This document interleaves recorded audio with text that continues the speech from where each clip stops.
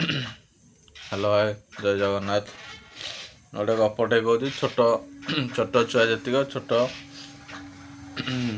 ଛୋଟ ସାନ ଭାଇ, ଛୋଟ ଭଉଣୀ ସମସ୍ତେ ଶୁଣିବ ଆଉ। ଗୋଟେ ଗାଁରେ, ସେ ଗାଁଟା ନାଁ ହେଉଛି ପଇତପୋଡ଼ା ଗାଁ। ସେ ଗାଁ ନାଁ ହେଉଛି ପଇତପୋଡ଼ା। ସେ ଗାଁରେ ଅଳ୍ପ ଲୋକ ବସବାସ କରନ୍ତି। ମିନିମମ୍ 100-150 ଲୋକ ଭିତରେ ବସବାସ କରନ୍ତି ସେ ଗାଁରେ ଆଉ। ସେ ଗାଁ ମଝିରେ ଜଣଙ୍କ ଦେଖିଥିବ, ଗାଁ ମଝା ମଝି ଗୋଟେ ବଡ଼ ପଡ଼ିଆ ଥିବ, କି ବଡ଼ ଚାନ୍ଦିନୀ ଥିବ, କି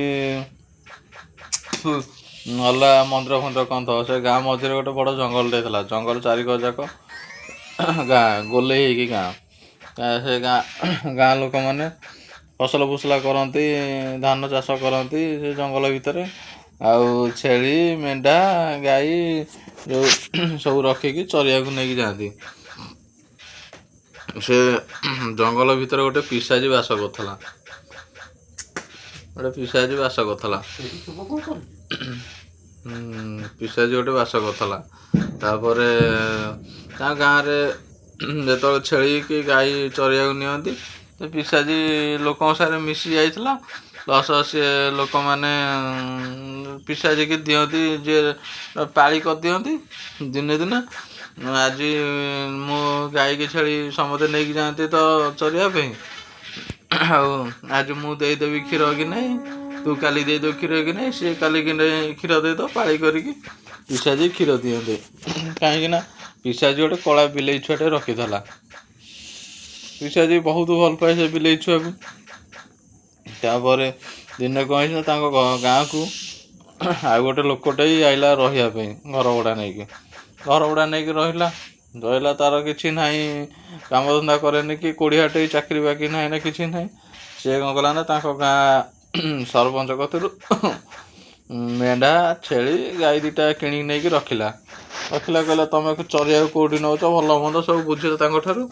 ତାପରେ ଗଲା ଚରିବାକୁ, ନେଇଗଲା ଚରିବାକୁ। ସିଏ ଗୋଟେ ତାନ୍ତ୍ରିକ।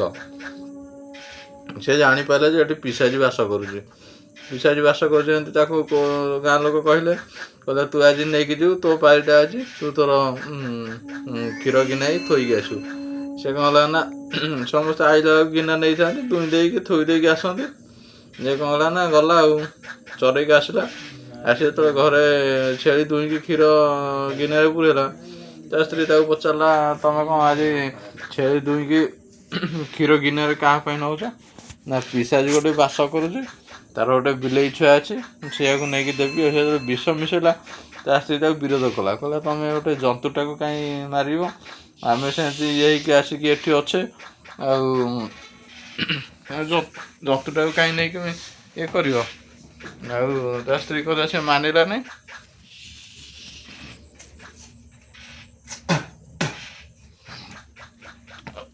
ସେଇଠୁ କ'ଣ ହେଲା ନା, ସେ ଗଲା ଆଉ ବିଷ ମିଶେଇ ଦେଲା। ବିଷ ମିଶେଇ ଦେଇକି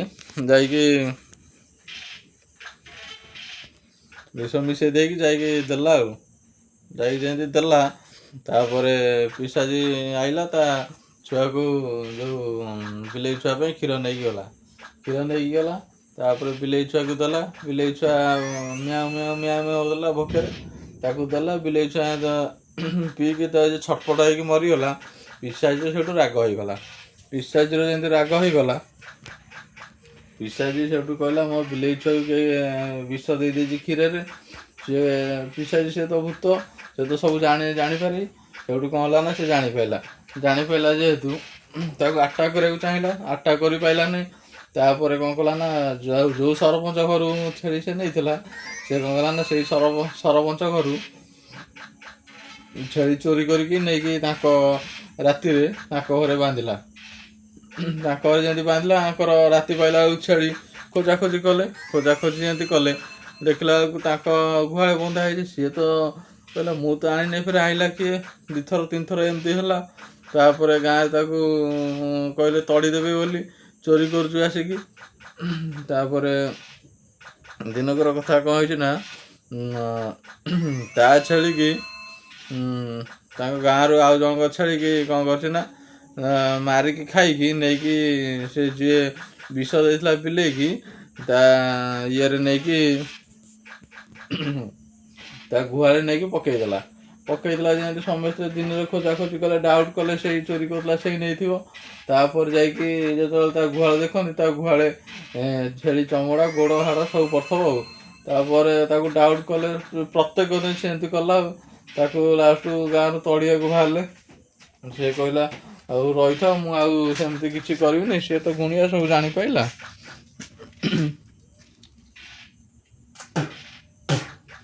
ସେଇଠୁ କ'ଣ ହେଲା ନା ତାର ଦିନ ସେମିତି ତା ବେଶ ଧରିକି ସରପଞ୍ଚ ଘରୁ ଯାଇକି ଚୋରି କରିକି ଆଣିଲା ଆଉ।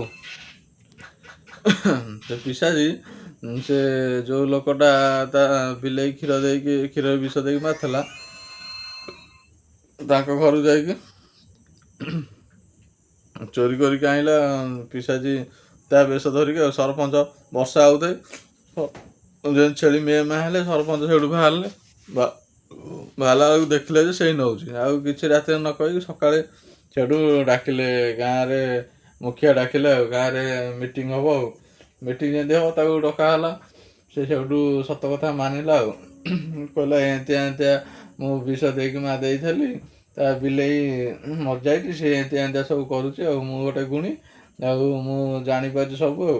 ସେଇ କଥା କହିଲା। ଯେମିତି କହିଲା ତାକୁ ସେଇଠୁ ସରପଞ୍ଚ ସବୁ ଇଏ କହିଲେ ତା ବିଲେଇ ମାରିଛୁ, ଆମେ ଏତେ ଦିନ ହେଲେ ରହିଲୁ, ମୁଁ ଛୋଟବେଳୁ ଆସିକି ଡେଟେ ହେଲୁ, ତାର କେହି କିଛି କରୁନାହାନ୍ତି, ସିଏ ବି ଆମର କିଛି କରୁନି, ତୁ ଆସିକି ନୂଆ ଏମିତି କରିଦେଲୁ।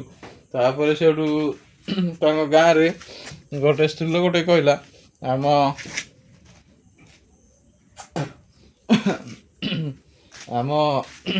ଘରେ ବିଲେଇ ଛୁଆ 3ଟା କରିଛି, ଆଉ ବିଲେଇ ଛୁଆ ଗୋଟେ ତାର ଯେମିତିଆ ବିଲେଇ ଛୁଆ ଥିଲା ସେମିତିଆ ବିଲେଇ ଛୁଆଟେ କରିଛି। ତାକୁ ନେଇକି ତାଙ୍କ କତିରେ ଛାଡ଼ିଦେବୁ, ସିଏ ଆଉ କିଛି ଇଏ କରିବନି ଆଉ। ସେ ସେମିତି ଗାଁ ଲୋକ ସବୁ ନେଇକି ଗଲେ।